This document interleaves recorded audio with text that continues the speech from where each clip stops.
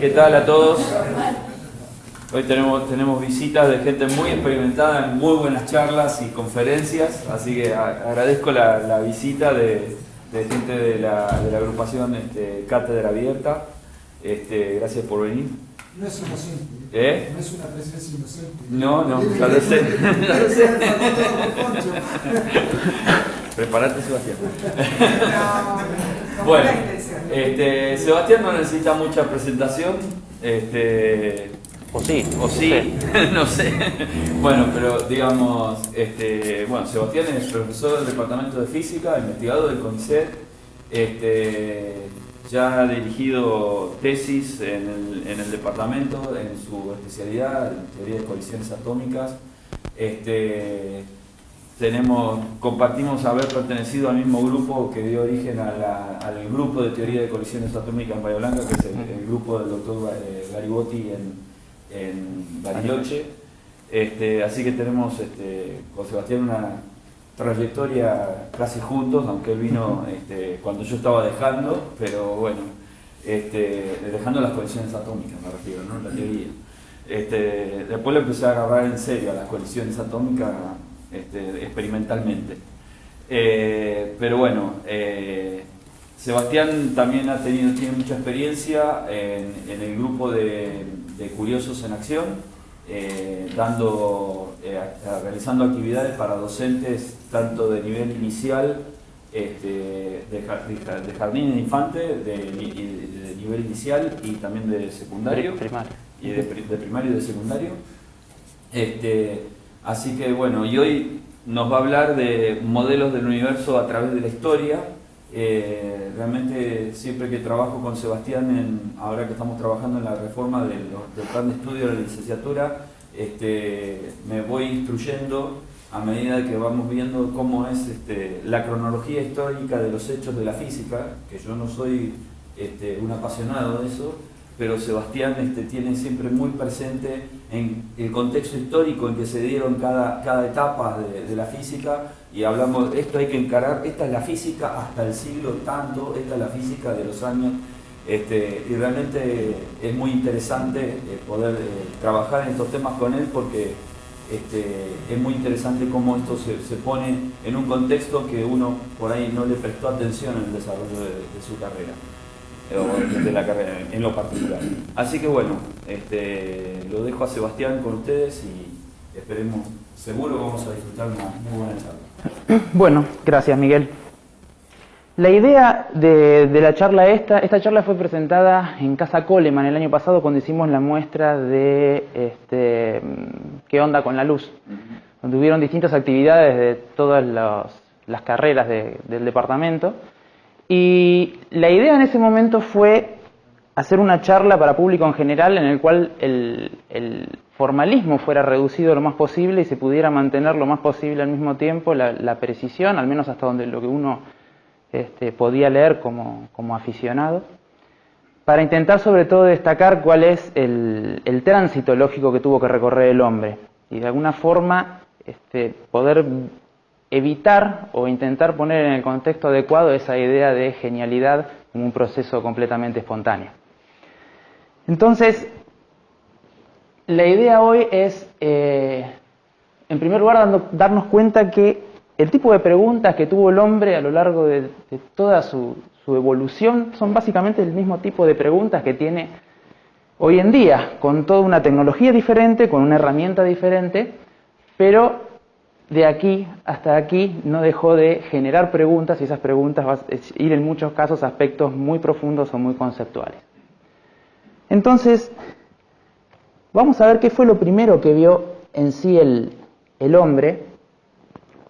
Y la primera visión que tiene el hombre es una visión completamente de tipo geocentrista.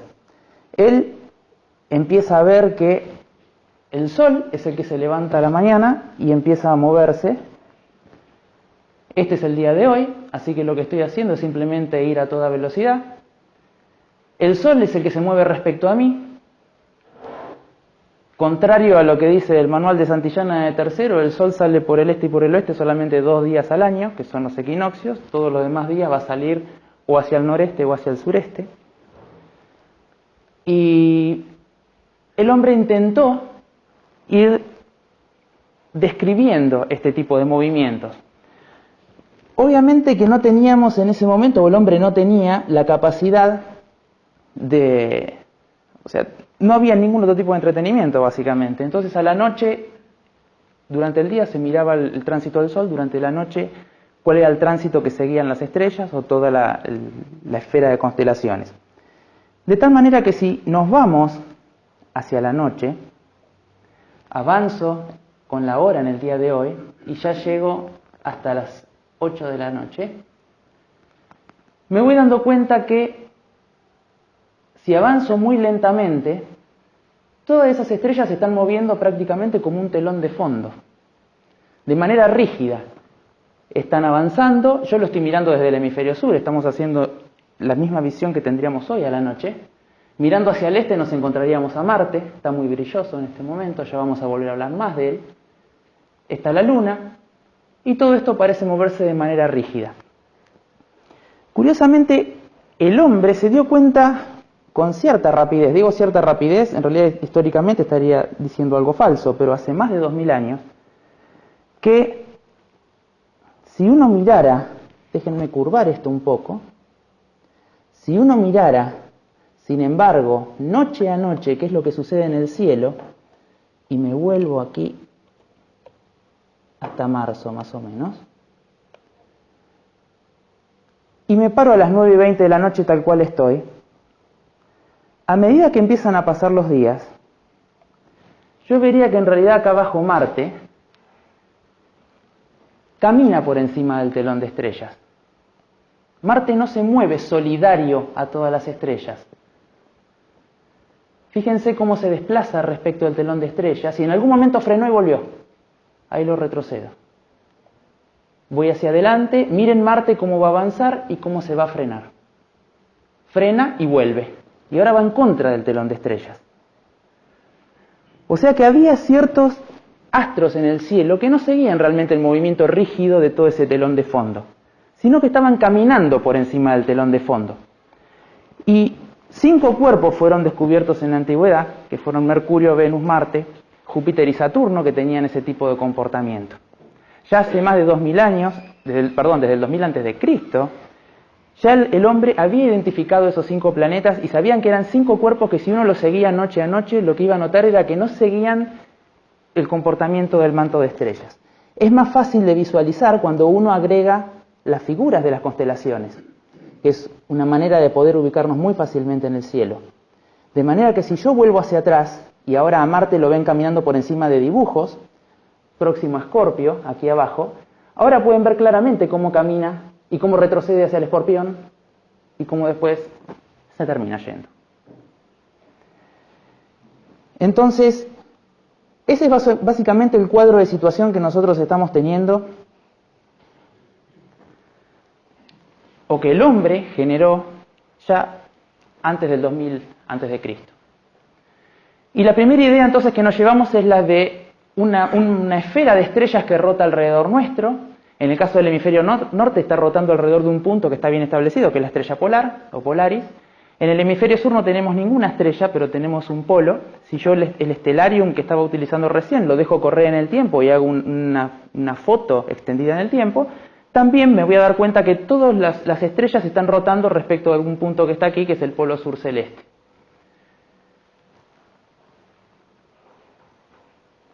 Y lo siguiente que empezó a hacer el hombre, y ahora después vamos a ver con qué criterios o con qué objetivos, fue intentar grabar este tipo de trayectorias en el cielo.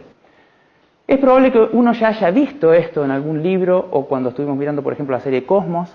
En el libro de Cosmos uno se encuentra este libro y les hablan de movimientos retrógrados, que son los tipos de movimientos, estos movimientos de tipo erráticos que siguen los planetas en el cielo. La forma de poder obtener esto es estar mirando la constelación siempre presentando la misma orientación hacia nosotros. En este caso, este es el movimiento retrógrado de Marte en 2016 que está teniendo lugar justo en este momento. Si uno se para y mira hacia el este hoy a la noche, va a ver la constelación de Escorpio, va a ver Antares y va a darse cuenta que Marte va a estar en algunos de estos puntos. El 27 de junio va a llegar a ese punto en donde se va a frenar y después se va a volver a acercar. Si yo eligiera la hora de la noche en la cual la constelación está luciendo con este perfil para mí, y en ese momento sacara una foto cada 5 días, esta sería la foto final que yo obtendría del trayecto de Marte.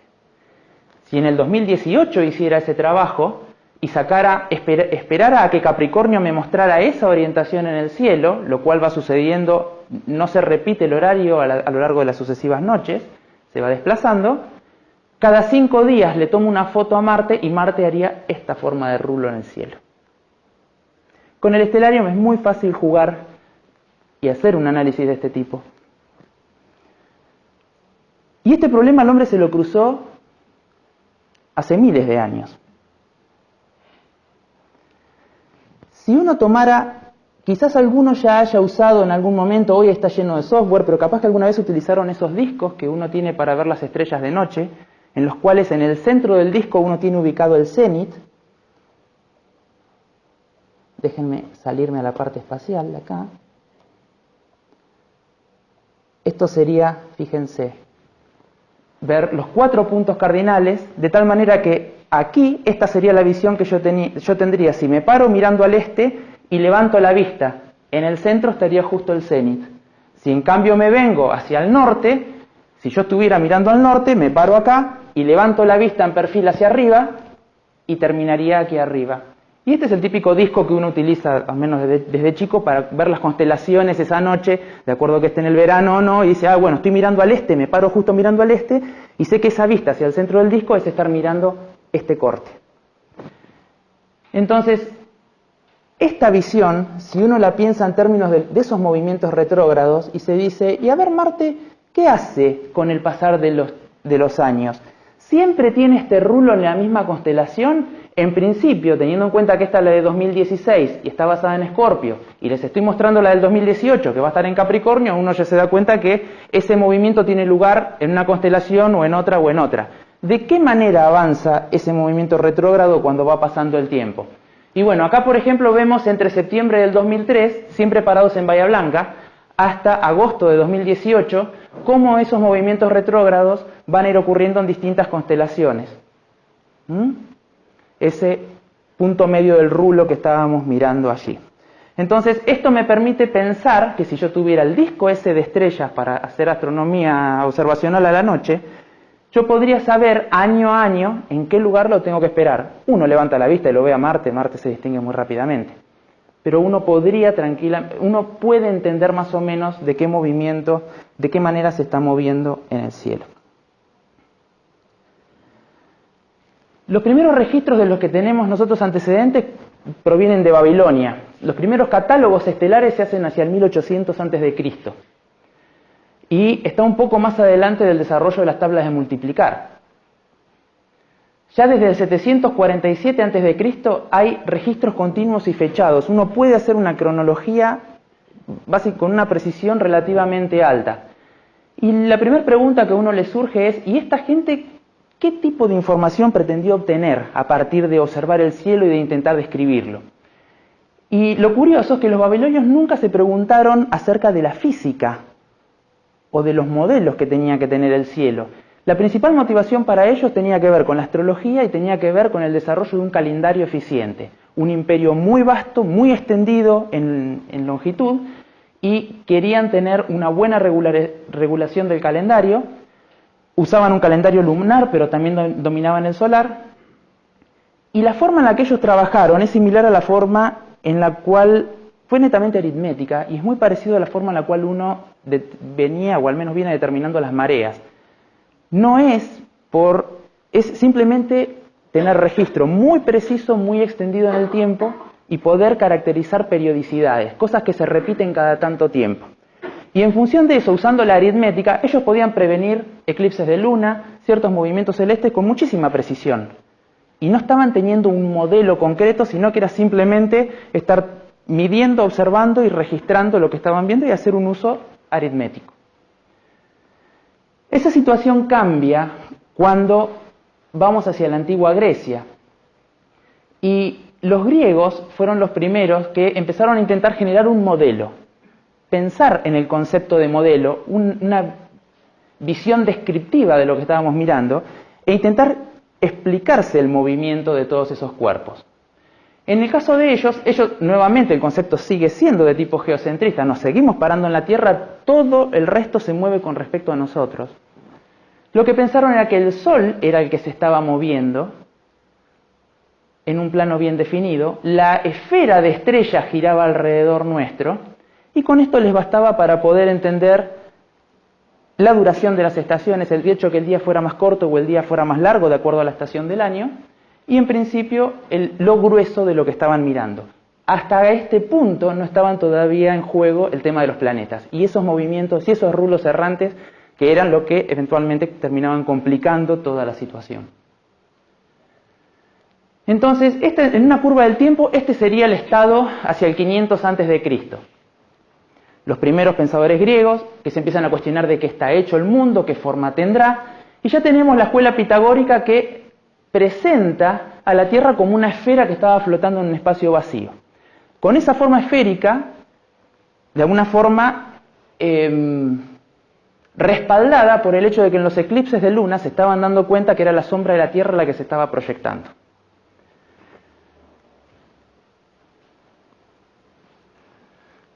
Después sigue la escuela de Platón, Sócrates, Platón, Aristóteles. Ya en el momento en que entra Aristóteles en juego, Aristóteles empieza también a cuestionarse la física de alguna forma, si la puedo llamar ya una física temprana o un intento de entender el mecanismo mediante el cual se terminan moviendo los cuerpos. Y aparece el que vamos a presentar ahora como el primer modelo, incluyendo los planetas, que absorbe esa esfera que estábamos presentando recién, pero también introduce a los planetas, que hasta este momento no participaban de la cuestión.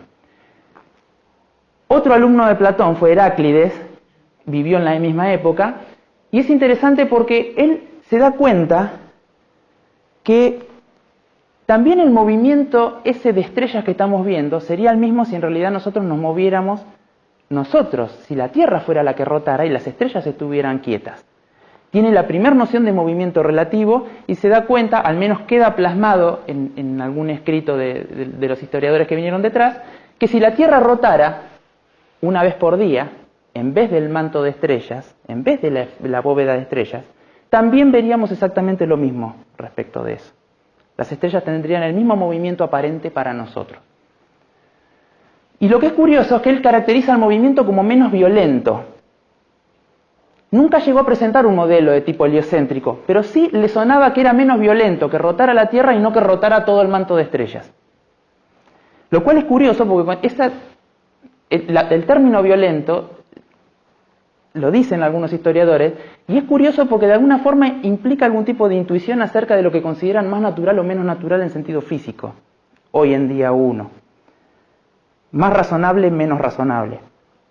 Y Aristóteles en el orden del 330 a.C. más o menos nos presenta este modelo del universo entonces. La Tierra en el centro, la Luna sigue, Mercurio y Venus, el Sol y después Marte, Júpiter, Saturno, la esfera de estrellas rígidas y una esfera del primer movimiento, porque para él este era un sistema mecánico de esferas concéntricas que de alguna forma había una que ponía en movimiento a todas las demás.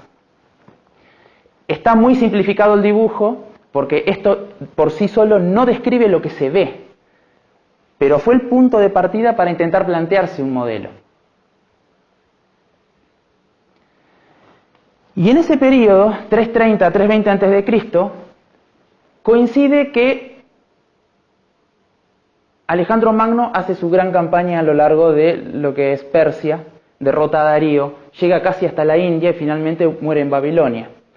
Alejandro fue alumno, Filipo de Macedonia, el papá de Alejandro, lo contrató a Aristóteles para que le diera clase a él y a los que terminaron siendo todos sus generales, Ptolomeo, Calístenes. Y eso hace que cuando ese conocimiento que venían trayendo los griegos, y siendo que Alejandro fue alumno de Aristóteles, cuando llega y termina en Persia, rescata toda esa matemática babilónica y la transporta automáticamente a Grecia. Eso hace que hacia el 150 a.C. la astronomía babilónica y la astronomía griega básicamente ya estaban completamente unidas. Muere Alejandro, Alejandro fundó aquí la ciudad de Alejandría, donde en los años siguientes se fundaría la mayor biblioteca del mundo antiguo, y donde el foco del saber, los sabios que estaban por Grecia, finalmente terminaron encontrando su Silicon Valley de la época, por ponerlo de alguna forma, un lugar en donde realmente estuvieron trabajando de manera anonadada, y donde barco que traía un libro, barco que se copiaba, libro que se copiaba o libro que quedaba ahí, se le daba la copia al capitán del barco. La cantidad de volúmenes llegó a ser impresionante. Curiosamente, sobre esos años, fíjense que estamos hablando del orden del ya 300 a.C. Aristarco de Samos toma esa visión de Heráclides, el hecho de que podía ser la Tierra la que estuviera rotando, y dice, bueno, pero entonces lo que terminaríamos viendo sería exactamente lo mismo si en realidad el que estuviera quieto fuera el Sol. Y desarrolló el modelo heliocentrista tal cual como lo haría Copérnico recién después, pasado el 1600. O sea que ya en el 200 a.C., en principios, 300 a.C., perdón, ya teníamos un modelo heliocentrista, no tenía mucho de diferente en términos conceptuales básicos con el que tenemos hoy en día, pero fue rápidamente desestimado porque lo consideraron que era muy improbable. Entonces uno viene acá en la primera lectura y dice, pero los griegos se perdieron la oportunidad histórica. En el 300 a.C. hubieran dejado ya el modelo del universo tal cual prácticamente como uno lo conoce en rasgos generales hoy en día. ¿Por qué se desestimó el modelo heliocéntrico de Aristarco? Había dos tipos de objeciones. Una era una objeción astronómica. Si la Tierra era la que giraba alrededor del Sol, entonces tenía que haber un momento en el cual la Tierra se acercara más a algunas estrellas y después se alejara. Eso implicaría que tendría que haber un cambio de orientación en la visual, se tendrían que distorsionar las constelaciones, y algunas estrellas de momento aparecer más brillantes y de momento aparecer menos brillantes. Y eso no se veía. ¿Y eso qué implicaba? Que si Aristarco tenía razón, la distancia a las estrellas tenía que ser inmensamente grande. ¿Cuán grande? Y tan grande como para que toda la órbita de la Tierra alrededor del Sol se viera como un punto. No tenía que poder tener un efecto de perspectiva. Si yo estoy mirando a esa pared y miro con mi dedo acá y cierro este ojo, yo voy a ver mi ojo sobre el fondo de la pared, lo voy a ver con una orientación dada. Si yo cierro el otro ojo, lo voy a ver como desplazado. Esa es la idea de fondo de este fenómeno de paralaje que se denomina, en el cual si la Tierra va cambiando de posición en una órbita alrededor del Sol, el fondo de estrellas tendría que mostrarme distorsión en las constelaciones y brillo cambiante en las estrellas. O sea que no le podemos rechazar esa objeción a los antiguos griegos, porque para lo que era ese momento era completamente razonable. Para el pensar científico hubiera sido mucho más alocado que hubieran creído de entrada toda esta versión y no que hubieran sostenido ese tipo de objeciones. La otra era una objeción dinámica y tenía que ver con la forma de la física que manejaba Aristóteles en la época. Si la Tierra avanzara con gran rapidez y rotara con gran rapidez, un giro en 24 horas se sabía en esa época que implicaba una velocidad de 1600 km por hora en la superficie de la Tierra. Entonces los árboles, las casas, las piedras, todo tendría que salir volando. Esas fueron las dos objeciones fuertes que se le hizo al modelo heliocéntrico de Aristarco, y Aristarco no tuvo evidencia para intentar imponer el modelo o para poder defenderlo.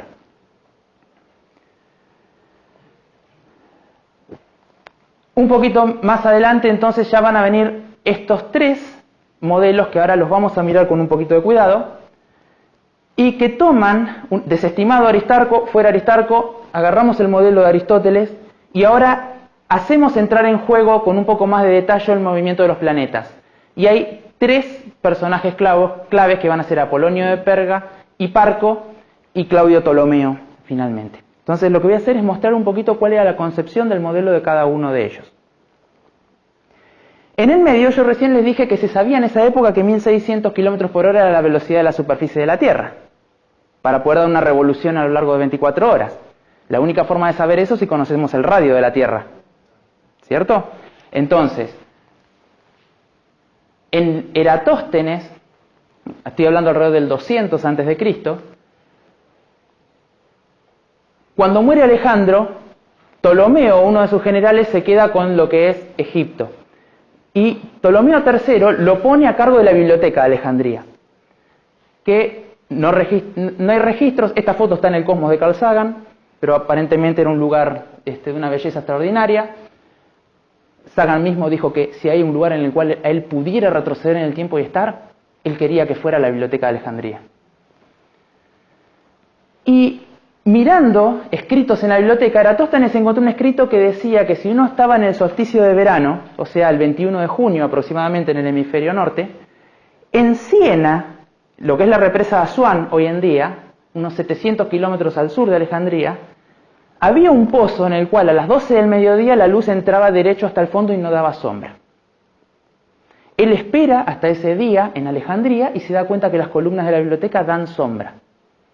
Entonces, ¿cómo puede ser, si la Tierra fuera plana, que los rayos del Sol estuvieran incidentes de manera perpendicular sobre el pozo en Asuán y que a mí me estén dando sombra sobre la biblioteca? La única explicación que encontró a eso es que la superficie de la Tierra tenía que estar curvada. Y entonces vemos en este dibujo cómo los rayos del Sol, que vienen aproximadamente paralelos, incidiendo contra la superficie de la Tierra, justo Siena está en el trópico de Cáncer. Entonces, el día del solsticio de verano, el Sol entra derecho porque coincide con el eje radial. Pero en cambio, Alejandría, que está acá, no. Tiene esta columna, le presenta una pequeña sombra y me hace un poco de sombra acá. Bueno, él midió la sombra, 200 antes de Cristo. Se dio cuenta que esto era aproximadamente la 50ª parte de un círculo, 7 grados y un quinto. Y dijo, lo único que necesito saber es esto. Ellos conocían el concepto de perímetro. Esa geometría ya estaba. ¿Y qué hacemos? Bueno, ahí empiezan los historiadores a pelear. Si lo hizo que alguien caminara esos 700 kilómetros y mandó camellos. Pero lo cierto es que, fíjense si está espectacular la historia, que hasta usó una unidad que no sabemos cuál fue, porque usó el estadio para medir. Y existían varios estadios en la antigüedad. Estaba el estadio egipcio, el estadio ateniense. Entonces, no tenemos ni siquiera la idea, pero nos gusta pensar que él realmente hizo las cosas bien. Y si tenía en cuenta que 7 grados y monedas eran 700 kilómetros, para 360 grados, 250.000 estadios, 40.000 kilómetros de circunferencia. Técnicamente, hoy uno lo puede hacer. Google Maps juega un poquito, Stellarium, jugamos un rato y obtenemos un error de menos del 1% en la determinación del radio terrestre. En el 200 a.C., el hombre ya conocía el perímetro de la Tierra. Al menos en principio. Entonces vamos a los modelos planetarios. Lo primero que intentaron hacer es pelearse con el tema de los rulos en el cielo. Los planetas me están mostrando que hay trayectorias de tipo que no puedo explicar. Hay curvas. Y el primer problema que intentaron hacer no fue preocuparse por la forma exacta del rulo, sino cuánto retrocedía de máximo, hasta dónde llegaba, cuánto retrocedía y ver el ancho de esa estructura. Ese fue el primer problema que se plantearon en el cielo. ¿En qué momento veo que viene avanzando, por ejemplo, y frena y retrocede y frena y vuelve a seguir la trayectoria del resto en el manto estrellado? Y ver el ancho, no exactamente si era una cosa medio zigzagueante, si era un rulo para arriba o si era un rulo para abajo. Eso ya era un nivel de complejidad mucho más grande. Y Apolonio lo que hace es proponer esto.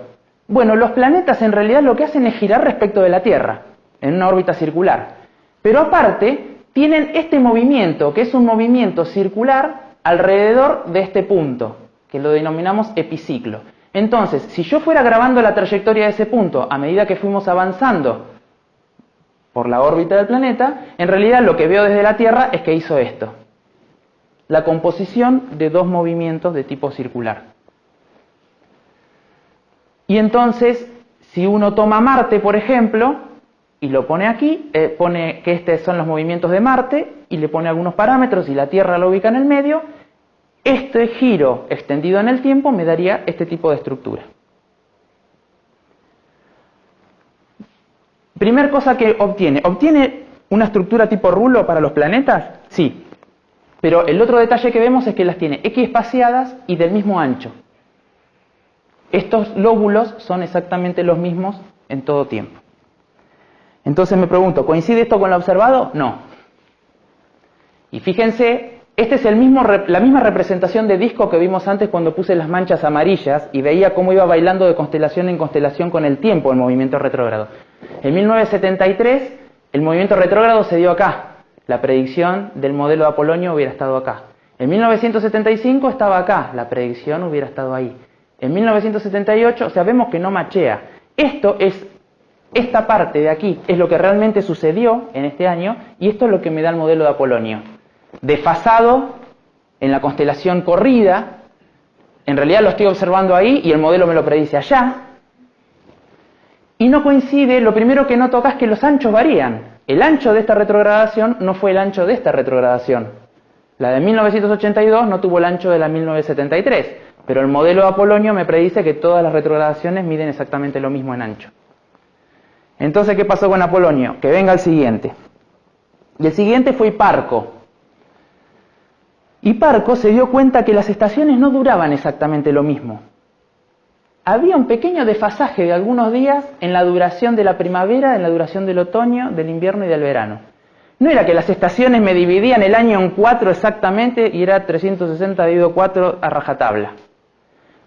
Entonces, ¿qué fue lo que hizo Hiparco?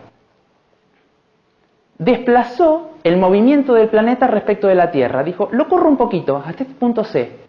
Los planetas se mueven con velocidad constante en una circunferencia, pero centrada en C, no en la Tierra.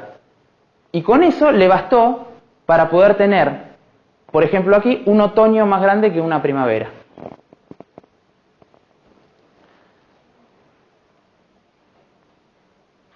Agregó el epiciclo y entonces dice, bueno, veamos qué nos da. Tengo esto que va girando así, pero gira respecto a este punto, no de la Tierra. ¿Qué veo yo desde la Tierra? Bueno, tengo dos opciones. O hago que ese punto esté de este lado, o hago que ese punto esté de este lado, a lo largo de esta línea. De acuerdo a que elija uno o el otro, le pego o al ancho o a la ubicación, pero no a los dos al mismo tiempo. No puedo predecir el rulo del ancho adecuado en el lugar adecuado del cielo. Si le pego a los anchos en un modelo, no le pego a la ubicación que tiene. Si le pego a la ubicación, el ancho que predigo no es el correcto. Y ahí es donde llega Ptolomeo. Ya estamos en el 100 y pico después de Cristo. Y Ptolomeo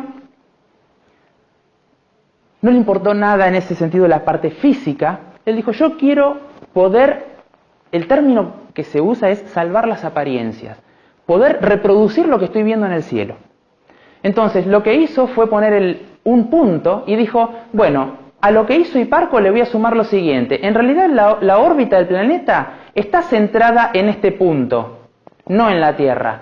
Pero en realidad no se mueve con velocidad constante respecto de este punto. Se mueve con velocidad constante respecto a un punto que llamo ecuante. ¿Qué estaban haciendo con esto? Todo un artilugio matemático para poder sostener las órbitas circulares lo que más pudieran. ¿Por qué? Porque las dominaban. Matemáticamente era sencillo de trabajar algebraicamente con una órbita circular. Una órbita diferente me iba a cambiar la vida. Sin embargo, les podría mostrar fotos en las cuales con este modelo podemos hacer una órbita cuadrada. Está admitido en ese modelo el poder ajustar los parámetros para que la órbita sea un cuadrado perfecto. O sea que, digamos, podemos hacer entrar cualquier cosa en ese modelo. La matemática, lo que tengo es un formalismo matemático que me sostiene, pero no había realmente un trasfondo físico de importancia. Pero el punto es, ¿logra su cometido? Bueno, sí y no, porque en realidad estos parámetros, la posición del ecuante, por ejemplo, y la posición de la Tierra respecto al punto C, él los usa como parámetro de fiteo, hace tuning, de manera que le pegue algún aspecto de este planeta, pero después para otro aspecto del planeta le cambia un poquito los parámetros, le va haciendo todo el juego y después nos devuelve una tabla impresionante en la que dice, bueno, para Marte es esto, para Júpiter es esto, para Saturno es esto. Y si uno lo pusiera en el contexto de estos movimientos que estamos evaluando desde 1973 hasta 1971 hasta 1984, de todos los que estuvimos evaluando, el modelo de Ptolomeo realmente es el que se ajusta mejor en términos de ancho y en términos de posiciones. O sea que para alrededor del 100 y pico, 200 después de Cristo, teníamos un andamiaje matemático que nos permitía al menos describir. No siempre funcionaba perfecto, pero andaba bastante bien. Y esa es la situación básicamente hasta que empieza a tener tanta impronta en el pensamiento la introducción o la absorción por parte del Imperio Romano del dogma cristiano, de la religión cristiana. Lactancio, que era algo así como el consejero de Constantino I, empezó a refutar los argumentos griegos sobre la fericidad de la tierra. O sea, Lactancio empieza a preguntarse y a tirarle leña a los argumentos de Pitágoras del 500 a.C. Y de alguna forma lo que terminó sucediendo por lo que fueron la situación política de la época, es que para el 500 después de Cristo, el Imperio Romano de Occidente terminó siendo invadido por las tribus germánicas. El Imperio Romano que sobrevivió fue el de Oriente, y los pensadores estaban por acá abajo en Alejandría, principalmente. En ese instante, y en lo que sigue después, hasta el año 1000 y pico, Europa está en un nivel casi de subsistencia.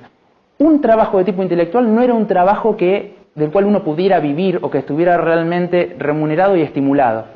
Entonces los pensadores lo que terminaron haciendo fue venirse hacia Medio Oriente. Sobre el 750 comienza el avance del Islam, entonces ya hasta España, hasta esta altura, está todo dominado por el Islam. Toda esta parte que no estoy mostrando acá, pero que es Arabia, Medio Oriente, y lo que es Persia también está dominado por el Islam. Y el Islam es el que empieza a tener el avance en astronomía y en matemática más fuerte en esa época. Los pensadores acá, en esta parte de Europa, básicamente se diluyen. Y una de las causas de la dilución, aparentemente, es el hecho de que el tipo de transporte de información que se hacía hasta el momento era un tipo de transporte escuela-alumno-profesor. Pero no existía una metodología de poder transportar la información de manera eficiente. Entonces se fueron diluyendo esas escuelas, se fueron diluyendo los pensadores y de alguna forma fue desapareciendo mucha de la capacidad en Europa de poder interpretar siquiera los libros de los antiguos. Los árabes son los que van a seguir con el avance en matemática y astronomía. El observatorio de Bagdad se funda en el 829 y cuando empieza a decaer el Islam, ahí es donde empieza a entrar. Fíjense que acá retrocedieron. Los que leímos el Cid Campeador en su momento, ¿recuerdan el primer año? Bueno, cuando estaba en Castilla, Rodrigo Díaz de Vivar, bueno, ahí empieza a entrar de vuelta el conocimiento árabe a Europa a través de España y después por un periodo por Sicilia, que también había sido colonia de ellos. Eso ya nos está ubicando avanzada la Edad Media. Y en ese momento, e independientemente de lo que va a pasar después del 1600, algunos de los miembros de la Iglesia van a tener un factor fundamental para que vuelva la astronomía y el concepto de los griegos vuelvan a entrar en juego y se estimule de vuelta todo el pensamiento hacia el lado de la astronomía y la matemática. Uno de los más destacadas personas que tuvo rol en eso fue Santo Tomás de Aquino. Él lo que intentó fue conciliar todo el modelo aristotélico con el modelo de las Sagradas Escrituras. Entonces, en algún momento empieza a armarse una amalgama en el cual el modelo de Aristóteles es el modelo principalmente impulsado por la Iglesia Católica, o el cristianismo en ese momento. Entonces, este es un punto que generalmente pasa inadvertido. Y es muy agradable leer esta parte, y es la herencia de la Edad Media. En algún punto es como que uno viene leyendo lo que hicieron los antiguos y de golpe aparece del 1500 en adelante Copérnico y todo el andamiaje que nosotros ya empezamos a aprender en la carrera. Pero es interesante plantearse qué pasó en la Edad Media, qué pasó en astronomía. Bueno, en astronomía el conjunto de técnicas en sí de cálculo no cambió nada desde Ptolomeo. Desde el 200 después de Cristo hasta el fin de la Edad Media no cambió nada.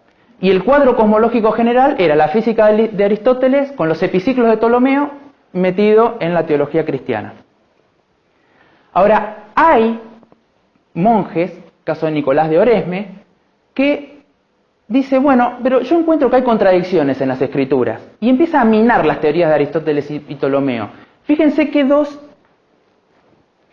miren estas dos afirmaciones. Puede verse el movimiento de los cielos. Esa era una afirmación que se utilizaba para poder defender el geocentrismo. Yo lo que veo es que los que se mueven son los astros. Listo, lo que se están moviendo son ellos. Todo lo demás va en contra de mi intuición. Y él dice, no, este es un movimiento relativo. Si nosotros nos moviéramos, veríamos exactamente lo mismo. Y lo segundo es, rotación de la Tierra daría lugar a vientos violentos. Vuelan las casas, vuelan los árboles, vuelan las piedras. Y él dice, no sería así si la atmósfera compartiera la rotación. Todos los movimientos locales en la Tierra serían indistinguibles de una Tierra en reposo. O sea que, fíjense, con esos dos conceptos, cuán avanzado está en lo que nosotros entendemos hoy en día. Y esas eran ya afirmaciones en el año 1300. Y hay una cosa que para mí fue fundamental cuando uno empieza a leer esto, y es el hecho de que al final de la Edad Media se desarrolle la imprenta. Eso dio un canal de comunicación, dejó ya esa escuela-alumno, y pasó de golpe a dar la posibilidad de que ese conocimiento se masificara en Europa, o tuviera mayores actores involucrados. ¿Qué había pasado con la física en mientras tanto? Bueno, entre Arquímedes y los árabes habían logrado avances en estática. Arquímedes ya había dado la idea de centro de masa, ya había permitido hacer cómputos reduciendo cuerpos rígidos a cuerpos puntuales. Y Aristóteles, lo que se sabía hasta ese momento es que había rozado el problema de la aceleración, pero nunca había dado una definición satisfactoria. Entonces empiezan a haber avances, discusiones en términos de cinemática y en términos de dinámica. En términos de cinemática, se empieza a trabajar con la velocidad instantánea. Hasta ese momento la velocidad era lo que llamamos hoy velocidad media. ¿Qué distancia recorría en tanto tiempo? Pero no estaba el concepto de velocidad como variable para poder ir, eventualmente avanzar hacia el concepto de aceleración. Entonces, las fuerzas, el concepto de fuerza que se manejaba al Aristóteles, tenía que ver con la velocidad, no con la aceleración, porque la aceleración no era un concepto definido, no tenía estructura, no tenía entidad. Y hay un grupo en Inglaterra, los de Merton College, que entre 1330 y 1350 empiezan a estudiar cuerpos acelerados uniformemente. Nicolás de Oresme, el que habíamos presentado antes, empezó a hacer uso de gráficos de posición y velocidad en función del tiempo. Y de alguna forma esto fue dando toda la estructura previa como para llegar hasta el cálculo infinitesimal. Esto era un proporcional, no un mu. Linux. Lo cierto es que ya hacia el fin de la Edad Media se sabía que la distancia recorrida en un movimiento uniformemente acelerado era proporcional al cuadrado del tiempo, del periodo de tiempo, y no al tiempo en sí. El otro punto era la dinámica. Aristóteles nunca había podido explicar cómo un cuerpo se movía si no le aplicábamos fuerza. Y de hecho habían recurrido los árabes y la escuela francesa a poderes motoros incorpóreos. Le da algo tal que cuando deje de actuar fuerza va a seguir por sí mismo, porque tiene un poder motor incorpóreo, tiene algo, le di el toddy. Le di toddy y sigue derecho porque tiene esa energía. Había una mezcla, una ambigüedad en el uso de resistencia, de fuerza, de energía. En términos de entidades, los conceptos están realmente mezclados todavía en esos años. Pero miren qué curioso. El maestro de Oresmes, Buridan, empieza a hablar del ímpetu como causa de movimiento. Léase impulso en nuestros días. Y se da cuenta que el impulso lo relaciona con la causa del movimiento y es proporcional a la velocidad y a la cantidad de materia. O sea que me está hablando de la cantidad de movimiento. Me hace entrar la cantidad de movimiento en juego alrededor del 1300. Todos estos son entes aislados casi, que están disgregados, que están esperando que alguien venga, pase hilvane la aguja y empiece a coser y darle todo un marco general lo más que se pueda. Y esa es un poco la situación que encuentra Copérnico. Copérnico era un canónigo polaco, estudia en Roma, y él vuelve hacia atrás y se plantea un problema. Él dice, empieza a mirar de vuelta la concepción heliocéntrica del asunto. Y dice, ¿qué era lo que no le gustaba? No le gustaba el ecuante de Ptolomeo. Él le parecía que era un artilugio matemático completo, pero no tenía sentido concreto. Era como que fuera un mercenario Ptolomeo. O sea, le tengo que pegar a esto, le pego a esto, encuentro los parámetros que me den, pero no tenía realmente una entidad conceptual lo que estaba haciendo. Y él empieza a trabajar en esto. Y él termina definiendo que el Sol está en el medio, tal cual, básicamente como uno lo plantearía hoy en día, pero órbita circular. Esta se supone, por física forense, que es la cara de Copérnico al momento de la muerte. Encontraron el cráneo en el altar que él custodiaba en la catedral de Frombork, hicieron un análisis forense y coincide relativamente bien con los retratos que existen en vida de él. Así que se supone que este hubiera sido el rostro en el momento en que falleció. Y él encuentra una explicación más sencilla para el movimiento retrógrado. Dice, fíjense, si la Tierra va girando por acá y Marte está girando por acá, se mueven a diferentes velocidades. Marte está más lejos del Sol, va más lento. La Tierra va más rápido, lo pasa. Si yo me pongo a ver cómo veo a Marte contra el fondo de estrellas, a medida que me voy aproximando y lo voy pasando, la trayectoria aparente que tendría Marte respecto al fondo de estrellas es lo que me da el rulo. O sea que se da cuenta que es un efecto básicamente de perspectiva visual en el momento en que la Tierra está pasando a Marte, lo que conforma que veamos un rulo sobre el fondo de estrellas. No pudo, igual tuvo que poner montones de epiciclos, no logró conciliar las observaciones. Y automáticamente salieron las críticas. La principal era que si esto fuera posible, entonces, por ejemplo, Venus tendría que mostrar fases. En el modelo de Ptolomeo, Venus está en una órbita que está delante del Sol, todo gira respecto de la Tierra, nunca tengo la fase de Venus llena. No lo veo a Venus lleno, jamás en ese modelo. Claro, en esa época no se podía ver a Venus todavía, no había sido inventado el telescopio. Entonces, nunca se le vio fases a Venus.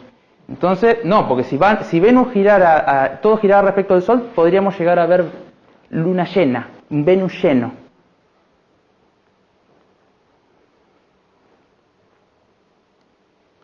Ese es más o menos el estado cuando viene uno de los principales actores, que es Tycho Brahe, un noble dinamarqués. No tenía nariz, se le había cortado el primo en un duelo, esas cosas familiares, esas peleas familiares que no suelen terminar muy bien.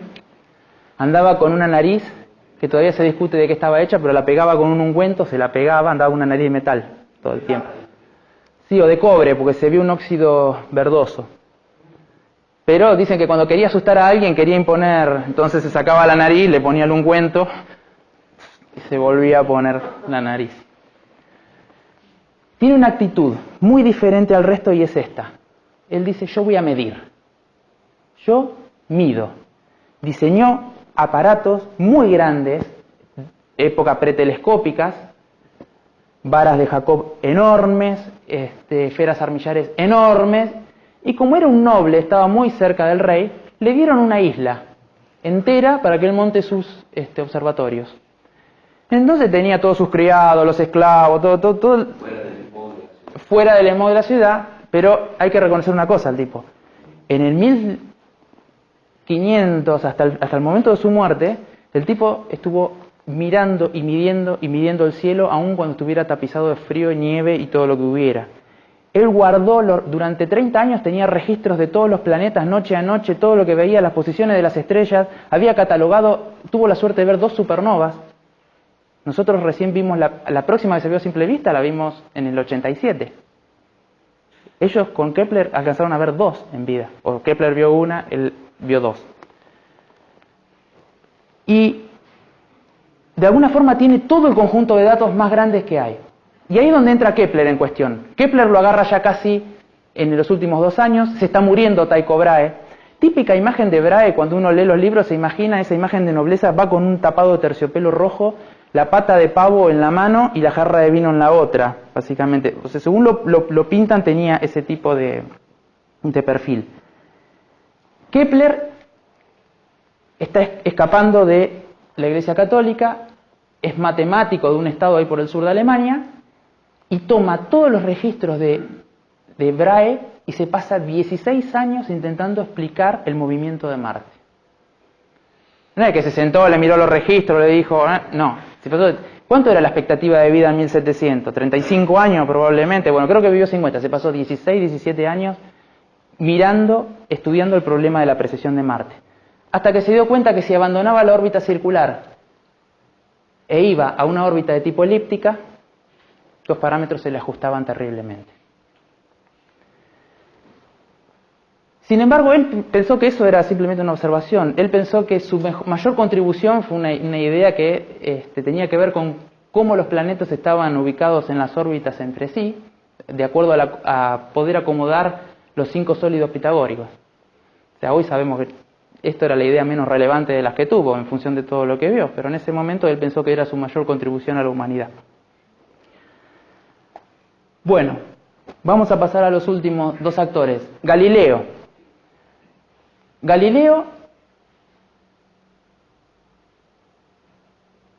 en 1610 construye un anteojo y empieza a estudiar el cielo. Primero le vendió el anteojo estaba en Venecia y lo vendió como si fuera un artilugio militar. Poder ver los barcos que se aproximaban antes de que llegaran, lo podía ver con cierta cantidad de aumentos y eventualmente preparar la defensa en Venecia. Pero él lo dirigió al cielo. Y la primera semana de enero de 1610, esto es lo que él ve. 7 de enero de 1610 a la primera hora de la noche. Júpiter y 3 puntos alrededor. Y bueno, será el fondo de estrellas. Viene el 12 de enero, primera hora de la noche. Cambiaron de posición. 15 de enero, tercera y séptima hora de la noche. Cambiaron de posición de vuelta. No tomen el giro, tomen la distancia relativa de los puntos hacia Júpiter. El giro es porque gira el cielo a lo largo de la noche. 16 de enero vuelven a girar. Se da cuenta que lo que está viendo son 4 lunas que están revolucionando alrededor de Júpiter. En ese momento, una de las objeciones que había hacia el modelo Copérnico era que no podía ser que la luna girara alrededor de la Tierra y después la Tierra alrededor del Sol. 2 movimientos de ese tipo no tenían sentido. Todos tenían que girar alrededor de uno o alrededor del otro. Y él dice, yo acabo de detectar que Júpiter tiene 4 lunas que lo están orbitando una atrás de la otra. Y se hizo un ferviente copernicista. Entonces, ¿cuál era la otra objeción? La fase de Venus. Si tenía luna llena, fase llena o no. Miró a Venus con el telescopio, le encontró las fases. Listo. ¿Qué otra cosa? Y no puede ser que rote la Tierra. Semejante masa para rotar. Miró al Sol, no sé cómo no se quedó ciego. Miró al Sol y vio que las manchas solares rotaban. Hay dibujos de él y mostró que el Sol rotaba. Si rotaba el Sol, dijo, listo. Si rota el Sol, rota todo lo demás. Para él empezó a juntar lo que era evidencia indiscutible de la naturaleza heliocéntrica del sistema solar. Seguía el tema de la perspectiva del fondo de estrellas. Estaba muy lejos. ¿Cómo puedo explicar un universo tan grande? Y él, en ese punto, no era tanto un astrónomo, se dedicó a estudiar de vuelta el movimiento de los cuerpos. Vuelve a pensar en Aristóteles, en el reposo como estado natural, que hay que aplicar una fuerza para tener un cuerpo en movimiento, que los cuerpos más pesados caen más rápido, y empieza a hacer, esta es la gran contribución de Galileo, en principio, y es la experimentación, el rol de ir y hacer el experimento y poder verificar, no solamente estar argumentando de manera mental. El experimento famoso de la Torre de Pisa, y nosotros lo hicimos. El Apolo 15 llevó un astronauta que tenía un martillo y una pluma.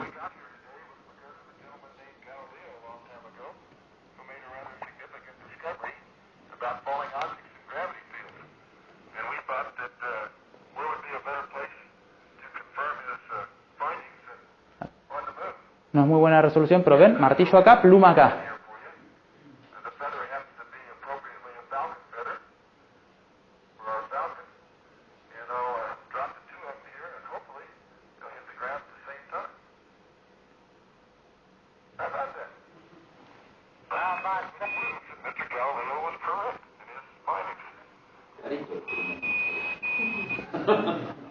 Le podríamos preguntar si hizo promedio. Y es más o menos la etapa en la que entra en juego Newton. Es curioso porque cuando uno lee algunos historiadores dicen que en realidad el cuadro gráfico de la manzana no tiene que ver con que la manzana haya caído verticalmente. Porque si necesitó que le cayera la manzana para ver la gravitación, nunca le tiraron una piedra en la vida. Pero lo que se sugiere es que en realidad él estaba mirando este otro efecto, que es un gráfico que también nosotros conocemos, o que hemos visto más de una vez en los distintos libros, y es el hecho de qué pasa si venía viento y la manzana se desplazaba lateralmente en la caída. Y la pregunta de qué pasa si yo tuviera un lanzamiento cada vez con mayor velocidad, de manera tangente a la Tierra, si podría llegar a tener un cuerpo en órbita alrededor de ella o no. ¿Por qué? Porque en la concepción que todavía subsistía de Aristóteles, el movimiento natural era el circular, no el rectilíneo. Entonces no había forma de explicar por qué la luna no se caía arriba de la Tierra. No estaba el concepto de nuestra aceleración normal, lo que vemos en física 1 como aceleración normal. Fue Newton el que, cuando empezó a trabajar, finalmente llega a hacernos cerrar todos esos conceptos justos. O sea que nosotros para el 1700 tenemos todo. Y lo último que nos faltó era ver el tema de la perspectiva de las estrellas. Cerraba todo menos esa idea de por qué cuando la Tierra da una órbita, cuando hace una órbita cerrada, a lo largo del año no vemos que las constelaciones se distorsionen o que haya estrellas que brillen más y de golpe brillen menos. ¿Cuál era el tamaño o la distancia a la cual estaban esas estrellas? Y recién en 1832, Bessel, usando un instrumento que le preparó Fraunhofer y que no lo llegó a ver porque se murió antes de que se lo terminaran, un heliómetro, alcanzó a mirar en una estrella que mirándola en una posición a lo largo del año y mirándola a lo largo de otro, le cambiaba un poquito la perspectiva respecto del fondo de estrellas. ¿Cuánto? 0,32 segundos de grado. O sea que un instrumento hecho así. Y ese fue básicamente, eso es lo que termina de cerrar. A partir de ahí ya no queda ningún tipo de argumento que se pueda esbozar o sostener o sin contestar respecto de la teoría heliocéntrica. Y bueno, ese es ya lo que pasó en siglo XX, digamos, y todo el avance ya es algo que lo tenemos más cercano.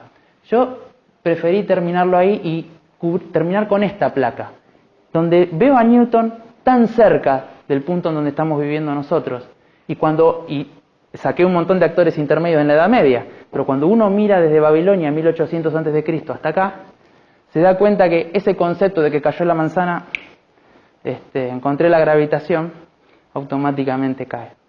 Todo el proceso intelectual que tuvimos que pasar para poder llegar hasta acá, y todo lo que se hizo de acá hasta acá, es realmente maravilloso. Así que bueno, hoy cierro ahí.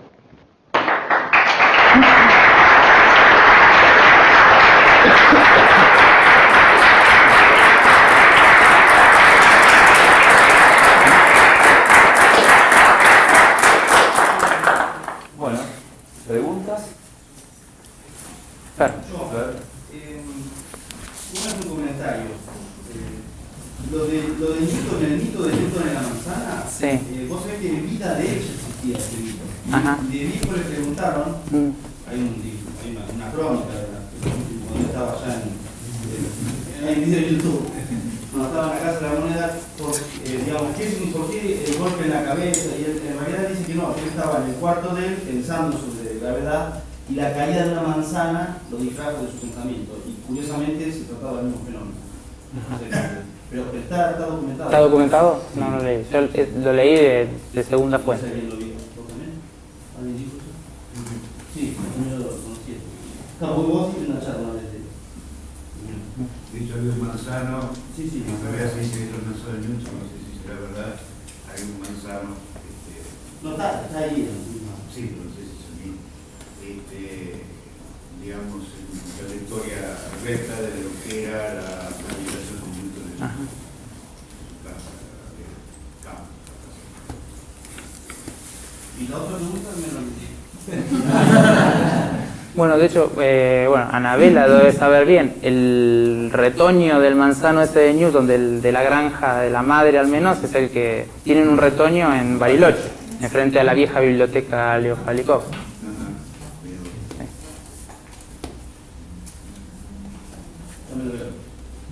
Dale. Mientras Fernando se acuerda, ¿alguna Mariano. pregunta? Néstor. Una pregunta barra observación. Hay un personaje que por ahí, el Mareto, no pareció que era Zenón. Que Zenón fue el primero que ¿Quién? Perdón. Zenón. Zenón. Que fue el primero que prefiguró así de una forma embrionaria la aceleración, adjudicándole la condición de vivo al cuerpo. Entonces Zenón decía que el movimiento se componía de una serie de inmovilidades, pero que en un cuerpo vivo, ¿sí?, hacía que se podría pasar al estado siguiente de inmovilidad. Era una cosa que en la época era bastante creativa.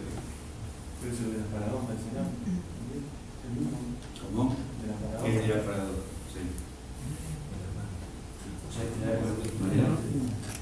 Sí, en realidad es un... Felicito a Sebastián por la charla y por la información que nos brindó. La verdad que es emocionante, cada vez que yo veo esto me emociona ver todo, cómo fueron los hechos históricos. Yo siempre lo recalco en los alumnos de la clase de mecánica y dinámica analítica, hacer hincapié en la historia y lo que vos dijiste también de que no fueron genios, sino que fueron parte de un contexto histórico y que obviamente que tuvieron su grado de brillantez, pero digamos, descontextualizarlo de alguna manera que sirve como para entenderlo y acercarlo un poco más.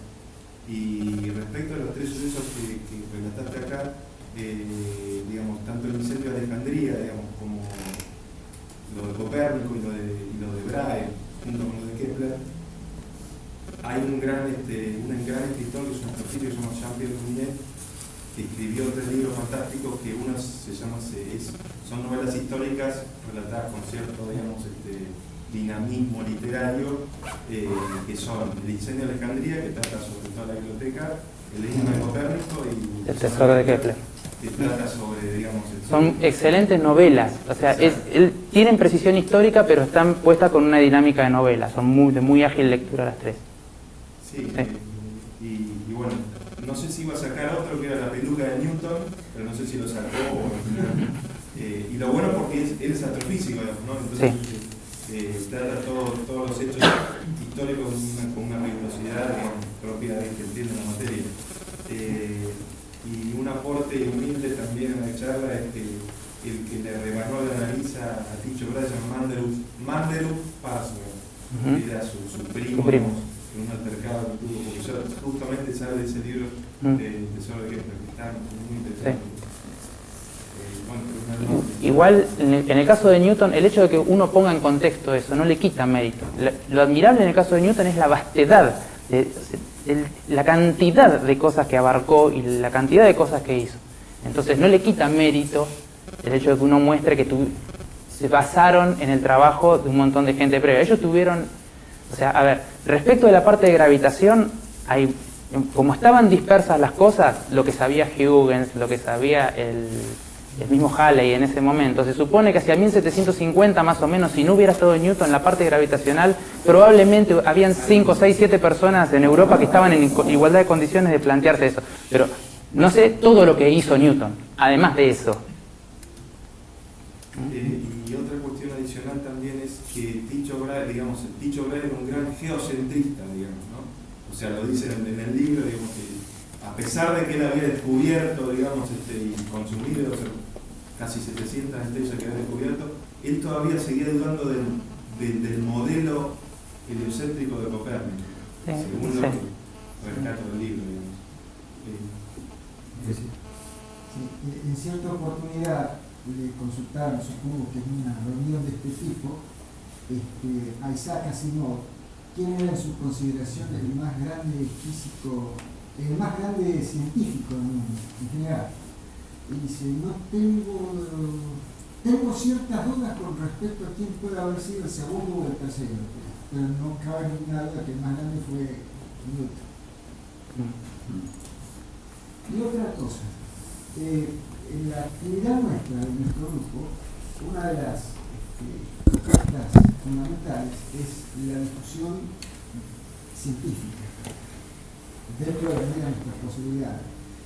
siempre nos interesó verla en una perspectiva histórica, es decir, a través de una historia de la ciencia. Cosa que no veo desde el punto de vista académico como una cosa normalizada dentro de nuestro sistema. Yo provengo de las humanidades, y en humanidades hablar de historia de la ciencia es como hablar de... No se habla, directamente no se habla. Pero en más enfoque histórico, realmente, el valor de una historia de la ciencia general, en este caso particular, en el caso de la física o de la astrofísica o de la astronomía, es un elemento insustituible.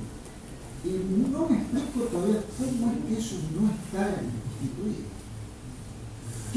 ¿Cuáles son los impedimentos, las dificultades, claro? Pero realmente es un instrumento muy importante de conocimiento, tremendamente importante de conocimiento. ¿Cuál?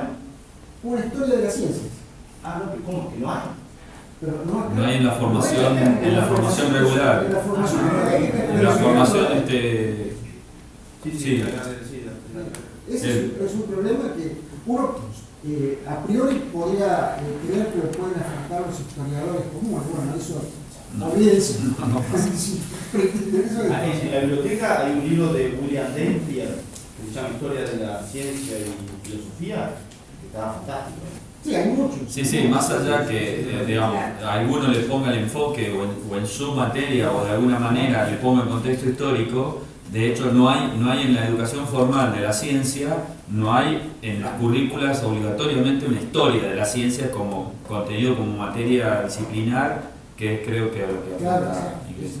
No, simplemente lo aclaraste vos, porque en general, no, quiero simplemente aclarar que creo que la mayor parte de los docentes, por lo menos del Departamento de Física, hacemos un gran esfuerzo para tratar de marcar las materias dentro de un contexto histórico, porque creo que es importantísimo. ¿No? Sí. Sería algo pecaminoso no hacerlo, ¿no? Entonces, tal vez no tengamos estructurado, como siempre dijimos que alguna vez íbamos a hacer una materia introductoria al respecto, pero bueno, tal vez con el tiempo estamos, por ahí vamos.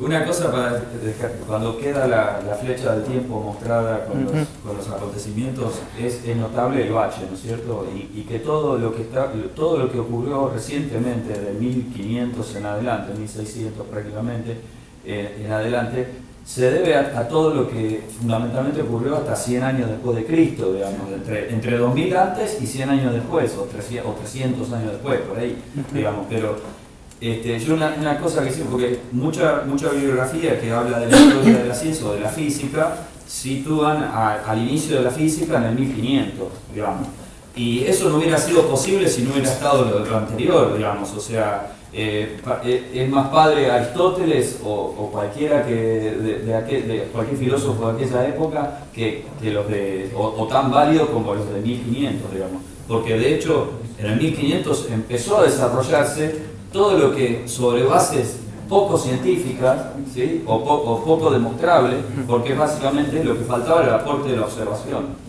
Pero yo creo que ahí la parte comunicacional también jugó un rol muy importante. O sea, a partir de que a partir de que está la imprenta, ya deja de ser escuela al profesor discípulo o 2, 3 discípulos nada más. Empezás a abrir el juego de una manera que... Ahí se completa el método de la ciencia. Claro. El método de una parte comunicada. Claro. Sí, seguro. Sí. Pero ese enfoque de que todo empieza en el año 1500 es por el descomunal avance que hubo en el siglo XIX, que cuando termina el siglo XIX dicen, pero ¿cómo empezó todo esto? Porque vos pensás que en el siglo XIX una persona nacía andando a caballo y terminaba ya subido en un avión, y hablando por teléfono. Entonces cuando hicieron esa revisión llegaron hasta la época de la primera revolución de Renacimiento. Pero es por esa visión del descomunal avance que hubo en el siglo XIX. Sí, bueno, pero a mi gusto corta, porque las bases se sentaron mucho pero, más lejos. Pero vos pensás que en esa época ni siquiera sabía lo que había pasado en el Eso lo sabes ahora. Está bien, bueno, sí. Obviamente, puesto esto mismo en el contexto histórico y social, sí, es así. Pero bueno, hoy podemos mirar más relajadamente hacia atrás y hay cosas que faltan, por supuesto no tienen que ver con la parte de la astronomía planetaria, pero que que es tan importante o tal vez más que todos los que se nombraron, que es Arquímedes. Ah, Lo nombraste. Yo lo nombré a Arquímedes, Sí. pero sí. No, Pero no como modelo, no como modelo planetario, pero sí como uno de los que mientras tanto, en la edad oscura de Europa, fue cimentando la estática, mientras tanto. no, claro, haciendo también una cuestión autorreferencial a la actividad nuestra. Uno de los propósitos es también la divulgación científica, no solamente a través de los textos históricos, conferencias, sino también a través del cine. El cine, sobre este tema precisamente, hay un par de películas muy interesantes, supongo que muchos de ustedes la deben haber visto. Una es Ágora, no sé si la vieron. Una película relativamente nueva. ¿Cuál? Ágora. Sí. La historia del Patria, de la Alejandría. Bueno, es una película sumamente interesante, porque no sé si se da históricamente totalmente verídica en todos sus detalles, supongo que hay un gran aspecto de tipo novelado, pero las ideas, por ejemplo, los conflictos en torno a la biblioteca de Alejandría, al desarrollo de la ciencia en ese momento y a los conflictos religiosos que llevan al traste con todo eso, están muy bien planteados desde el punto de vista histórico, muy bien planteados.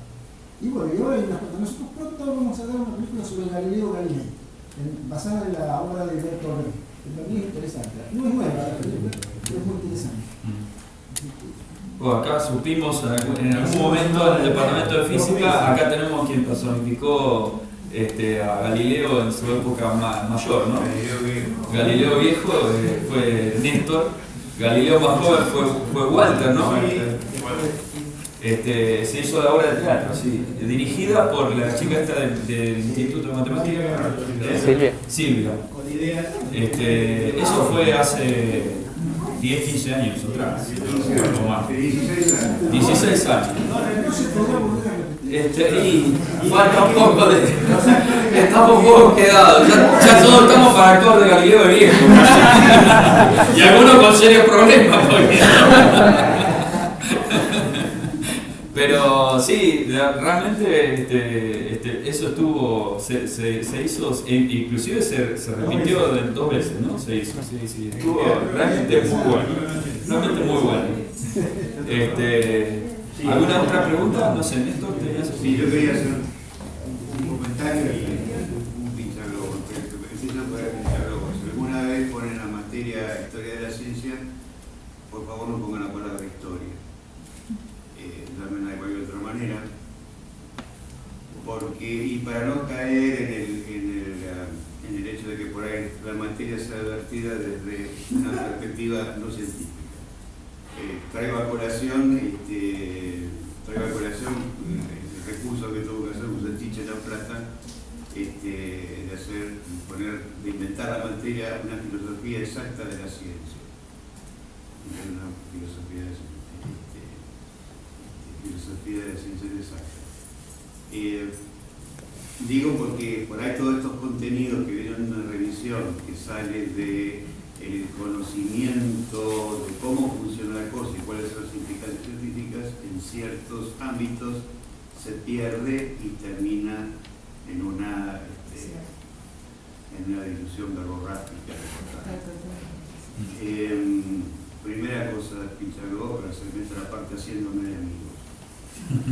Pero en contra de eso es que hay mucha literatura, digamos, ordenada sobre el tema. Sí, pero finalmente quien expone lleva o bien lleva el razonamiento o bien está en un estado de decisión. En cuanto a la gravedad y la manzanita, Arnold tiene un artículo muy interesante, matemático, bastante crítico de Newton, otro matemático, respecto del tema de gravedad. Y esa mención Arnold la saca de los diarios de Hooke. De eso estábamos hablando el otro día nosotros en el laboratorio. Hooke era el personal de apoyo, digamos, de la Real Sociedad de Ciencias. Entonces Hooke tenía como tarea armar un experimento a la semana propio o sacado de algún lado. Entre las cosas que hizo Hooke, por supuesto Hooke tiene una cantidad de trabajo importante, eso que charlamos con Miguel, que si Hooke no escribió porque no tenía tiempo, porque no tenía la impronta de la comunicación que tenía Newton, ¿no? En definitiva el sistema queda impregnado de newtonismo, ¿no? Publish or perish. Pero Hooke hace un experimento y se lo muestra a Newton, en donde básicamente es una gran plataforma, para decirlo en los términos que diríamos nosotros hoy, recorre todas las trayectorias cónicas, ¿sí? todas las combinaciones posibles. Básicamente son las trayectorias que tienen un retractor. Newton lo ve eso, está sentado en el diario de Hooke, Newton lo ve eso, y al poco tiempo aparece la ley de atracción universal con la relación de las distancias al cuadrado del retractor. Es mucho más probable que haya venido de ahí, no de una manzana en el jardín. Por ahí lo distrajo, ¿sí? Pero... Discutíamos con esto el otro día en el laboratorio sobre quién es el padre de la idea, digamos. O sea, si aquel que gatilló una idea en otra persona y esa persona fue capaz de plasmarla, o directamente la persona que fue capaz de plasmarla, sin importar quién la gatilló, digamos. O lo que publica. Bueno, eso pasa hoy, digamos, ¿no? Eso pasa hoy y existe en la ciencia como en todas las manifestaciones que estamos, todo está imbuido depende de las personas y de las personalidades, ¿no? Entonces, bueno. Particularmente la personalidad de Newton era bastante variada. Ustedes saben que era responsable de la combinación de moneda en un momento determinado, y él se complacía, entre otras cosas, mandando colgar tipos que acuñaban por izquierda. Y se ufanaba de eso, que causaba realmente el placer. Era un personaje bastante... Las estrellas en las monedas es invento de Newton. Para evitar el desgaste. Pero él tenía una elección esa por mandarlo. Y no hay retratos de Hooke porque Newton los hizo quemar todos. Por eso no hay imágenes de Hooke. Tengo acá una pregunta. ¿Por qué no hay nunca registros ni nada sobre lo que pasa durante la Edad Media, pero en Asia, por ejemplo? Que se hicieron un descubrimiento, yo sé, por ejemplo, en matemática, que son muy importantes, pero nunca se nombran, nunca tienen en cuenta. A ver, te digo hasta donde yo sé. Hay registros que la información llegaba, o sea, hay registros indirectos de que, por ejemplo, un evento que sucedió en Europa o en el Medio Oriente, 5 años después estaba esa información en Pekín, ¿sí? Pero en principio lo que viene hacia este lado, no te sé decir cuánto puede ser. O sea, lo que hicieron los astrónomos y los matemáticos arábigos durante toda la Edad Media, que después permea de vuelta en Europa, si tiene algún tipo de condimento también asiático mezclado en el medio, no sé, la fuente que yo consulté no te puedo dar una respuesta precisa. Por ahí capaz que alguno de ellos haya leído algo más puntual. Probablemente sea sí, lo difícil de la comunicación en la época, ¿no? Había una frontera, digamos, eso es en los tiempos modernos de lo que ocurrió impuesto de alguna manera políticamente en Rusia, ¿no? Hubo muchísimos descubrimientos de aportes a la ciencia hechos por rusos que no llegaron a difundirse porque Rusia se aisló del mundo, digamos, ¿no? Y en ese momento quizás la aislación no era creada por el sino por la incapacidad de poderte comunicar, digamos, ¿no? El Medio Oriente siempre fue un lugar de difícil acceso, por decirlo de La alguna tecnología manera. sí, porque por ejemplo se supone ya que la brújula los chinos la usaban alrededor del 1100, 1200 después de Cristo. O sea, hay aspectos tecnológicos que sí se sabe que marcaron y con las caravanas iban y venían. Pero la pregunta sería, ¿estamos haciendo la historia de la ciencia o la historia occidental de la ciencia? Sí, El tema es, hay que ver los libros como que estudian ellos. Porque quizás los asiáticos estudien con otros libros, con su propia historia, y nosotros, para mí, nosotros estamos haciendo la historia occidental de la ciencia o de la historia de la ciencia. Bueno, muchos de esos registros son tercera o cuarta traducción, la que vuelve a Europa. Tenés que ver qué traducción habían ido a Medio Oriente y después cuando vuelven a ingresar resulta que hay montones de líos de interpretación, aún en la occidental, porque vienen traducidos de segunda o tercera mano. Y los únicos que manejaban básicamente la escritura eran los monjes y se manejaba básicamente en griego o en latín, digamos. Y era muy difícil, si vos no tenías acceso a la educación que por otra parte se daba en los monasterios y demás, puedes acceder a esos libros o a esa instrucción. Yo tengo a Néstor y a Iglesia. Sí, algunas observaciones respecto a esa pregunta, que coincide con lo que dice acá Mariano. La primera cuestión es los alfabetos. Hay poca, se pierde la comunicación hacia Occidente de aquellos alfabetos que no son el árabe que nosotros usamos. Entonces esas traducciones no han estado históricamente muy privilegiadas. Por otro lado, históricamente tenés grandes razones como la Rusia postzarista y ya hace, no sé, muchos años antes la misma China que había decidido cerrarse sobre sí misma. Entonces esa información no salía y empezó a verterse sobre Occidente con los viajes de Marco Polo.